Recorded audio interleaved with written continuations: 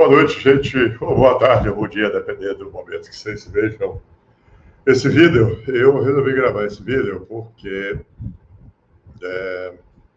eu vou estar fora de Salvador durante praticamente 3 semanas, e aí com dificuldades, porque eu vou estar em deslocamento, atividade e tal, e nem sempre vai ser fácil aí marcar agendar e participar de uma reunião. E também porque a gente entra aí a gente chega em locais que a conectividade não ajuda muito e tal. Então, para a gente não perder tempo, eu vou historiar o processo aqui do monitoramento do Confoco e apontar o que me parece ser as tarefas que são esperadas dessa Câmara. Então, vamos lá. Em 2019, 7 anos, 2019, a gente começou a trabalhar e com a dificuldade ali de definir exatamente o que é que seria o trabalho do monitoramento. Via de regra, a gente acaba tendo uma visão meio que, vamos dizer assim, policialesca desse lance de monitoramento, né? Até de lá, de escrutinar as contas e tal, essa coisa toda. Para diminuir afastar, certo? Aí, para uniformizar os conceitos, nós realizamos um seminário sob o comando da Maria Presídio, que é técnica lá da Secretaria do Planejamento, que cuida dessa parte de monitoramento e avaliação. Esse seminário aconteceu lá do SESI.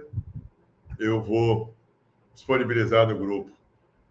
Eu estou gravando aqui no equipamento que eu vou utilizar na viagem, que eu viajo amanhã cedo, e mais outras informações estão no meu computador pessoal, mas vou tentar mandar isso para vocês entre hoje e amanhã. E aí desse seminário, da oficina, o nome lá que se dê, a gente conseguiu alinhar o que é que significa monitoramento, e a partir daí ter uma ideia do que queríamos monitorar. Ou seja, a gente monitora aquilo, ou seja, a gente verifica o pleno funcionamento daquilo que ou nos incomoda ou tem uma importância, certo, bem grande, para os objetivos, toda aquela política pública, no caso específico da política pública. Bom, então, feito esse alinhamento conceitual, a gente ia aqui elencar o que é que incomodava, o que é que merecia ser monitorado. Foi preparada uma relação de uma série de itens, uma quantidade de itens grande. Eu vou ter isso aqui também em algum lugar, vou deixar disponível aí em alguma pasta. E veio a pandemia. Aí veio a pandemia, mas na frente, quando a gente já começava a ter essas atividades online, nós chegamos à conclusão que nós retomamos os trabalhos e, por óbvio, a gente tinha que priorizar o que é que a gente iria monitorar de fato. Não é o que a gente iria monitorar de fato, mas é o que seria objeto de monitoramento.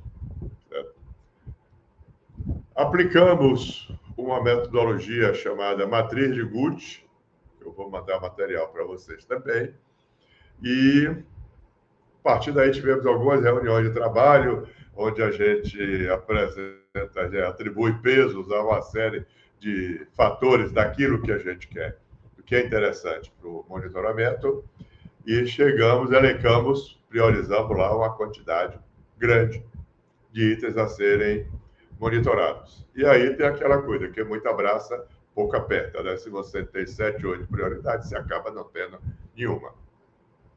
Então, dentro do Confoco, a partir das vivências, experiências coletivas, nós resolvemos optar por monitorar os editais.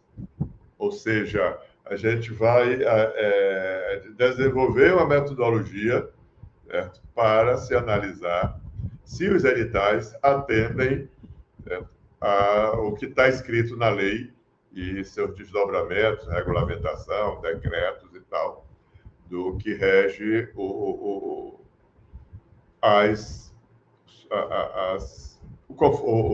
MIROSC. Né?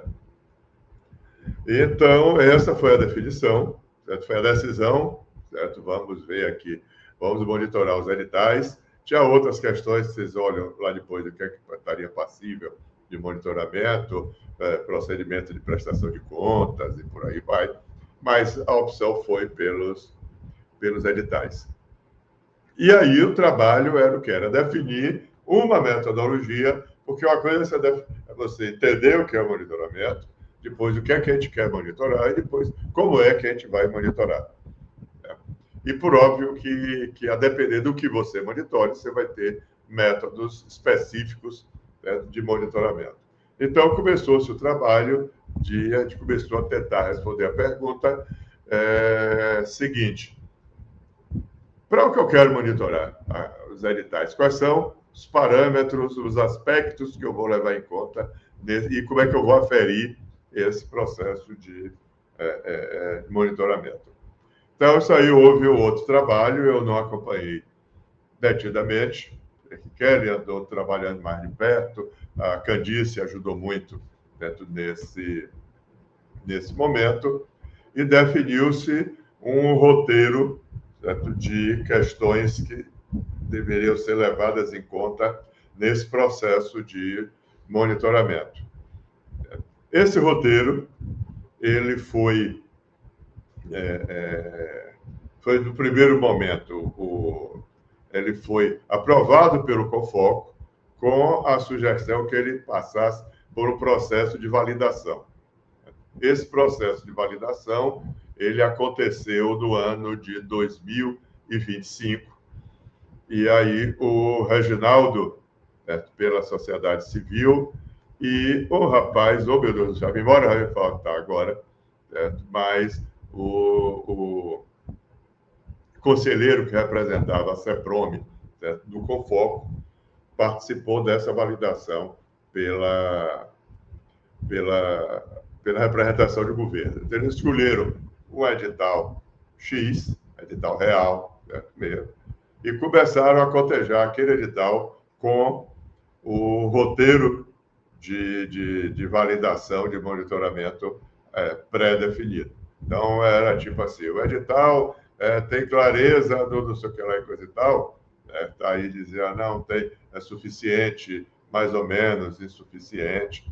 Então, eles fizeram esse trabalho, chegaram a uma conclusão, e essa conclusão foi levada para o Pleno do CONFOCO, no ano passado, e o Pleno do CONFOCO aprovou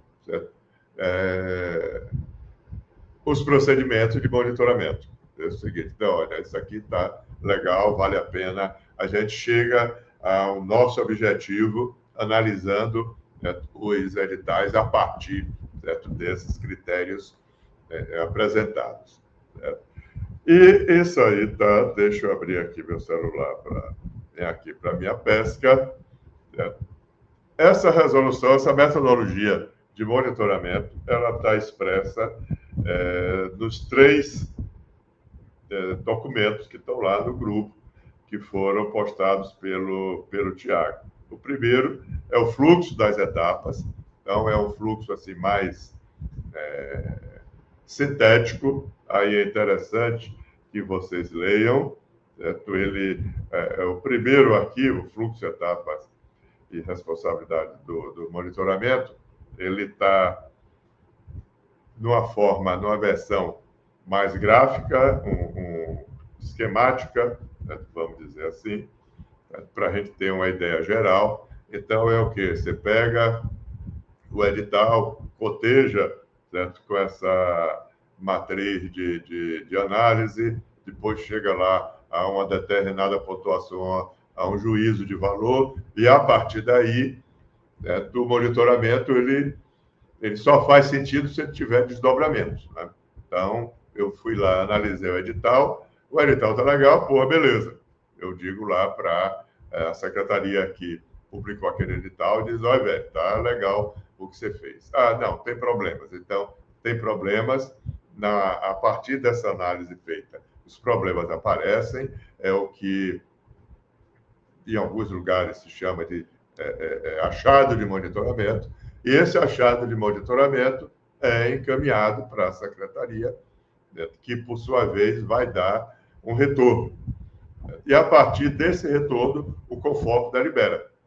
Então, se a secretaria pode retornar dizendo o seguinte, olha, legal, muito obrigado pelos achados que vocês nos enviaram, nós tomamos tais e tais medidas corretivas. A secretaria pode também dizer, não, olha, vocês entenderam mal, era assim, assim, assim, assado, aí o CONFOP delibera.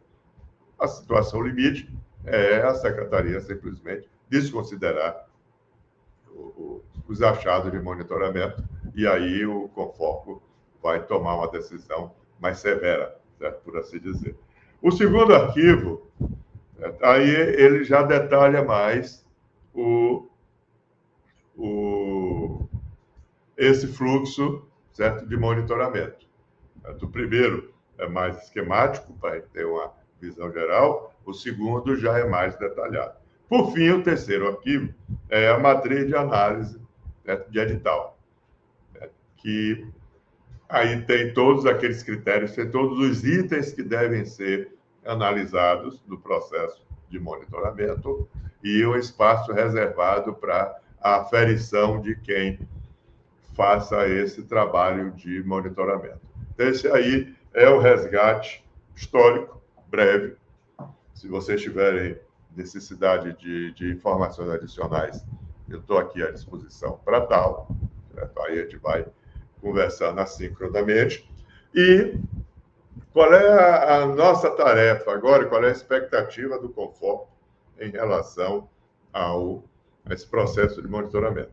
É que até agora nós definimos a metodologia, certo? De monitoramento. Fica a pergunta do seguinte, como é que esse monitoramento vai se dar na prática? Uma possibilidade seria a Serim ter uma equipe para fazer esse trabalho. Isso está fora de cogitação no momento, pelo menos. Então, a expectativa é que o trabalho efetivo de monitoramento seja realizado pelo GT de monitoramento e em conjunto com o GT de normas e procedimentos. Eu não me lembro de cabeça agora qual é a expectativa de quantos editais seriam analisados nesse ano de 2026, mas temos que colocar a mão na massa e trabalhar com um primeiro edital. Aí eu peço a ajuda de Tiago, porque eu não me recordo aqui se já temos um edital específico para a gente fazer esse trabalho de monitoramento. E esse trabalho de monitoramento vai ser o quê? Vai ser esses dois grupos sentarem, certo? Aí todo mundo tem que entender o que é a matriz de monitoramento, certo? Então tem aí uma questão prática já para a gente fazer. Primeiro, todos nós temos que ler essa matriz para entender, né? E certamente a gente tem um momento para tirar as dúvidas. Depois, essa leitura tem que ser feita também pelo GT de normas, certo? Porque é a galera que, junto com a gente, vai fazer a análise desse edital a partir, certo, dos elementos dessa matriz. Todo mundo entendendo o que é que tem que ser feito, aí nós pegamos o edital, lemos e vamos, em algum momento, coletivamente, fazer o trabalho de análise desse edital, ou seja, cotejar o edital com os aspectos preconizados na matriz de análise. Quanto maior o edital, mais trabalho vai se ter. A partir daí, do que a gente vai se entendendo, a gente vai chegar a um resultado, certo? Esse resultado vai ser condensado no relatório e encaminhado para o CONFOC, para a Secretaria Executiva do CONFOC, para as devidas providências. Isso vai implicar numa agenda de trabalho, né, mais robusta, né, vamos dizer assim. E também tem uma questão que eu não tenho, não estou convencido, não tenho opinião, certo, formada, que é o seguinte: esse trabalho, quando as duas comissões tiverem se apropriado do edital, se tiverem se apropriado da metodologia, esse trabalho conjunto a gente consegue fazer de maneira virtual, né, de maneira virtual, ou teremos que fazer isso de maneira presencial. Na validação, o Reginaldo e o outro menino que eu, perdão, o nome não agora não me vem, e foge da memória, eles fizeram esse trabalho presencial. Gastaram um dia, mais ou menos, eram duas pessoas que estão acostumadas já com esse rolê, então quando você tem duas pessoas, é mais fácil você chegar a acordos, a trabalhar os dissensos e tal, para caminhar para um objetivo. Quando a gente tem um grupo grande, isso dá mais trabalho. Eu não tenho claro, isso talvez seja o caso até da gente conversar com o Reginaldo e com outro rapaz, para ver como é que, a partir da experiência vivida, o que é que eles nos sugerem. Mas o certo é que nós vamos ter que superar uma questão que me parece que é crucial, e aí não vai de um juízo moral, certo? E tudo, que é a gente conseguir conciliar a agenda, certo, de tanta gente, porque o fato de sermos conselheiros não nos desobriga das nossas tarefas cotidianas, cada um aí tem as suas, né? Então, é essa aqui o bate-bola inicial, né? E vamos ver aqui, eu espero que vocês acompanhem, né?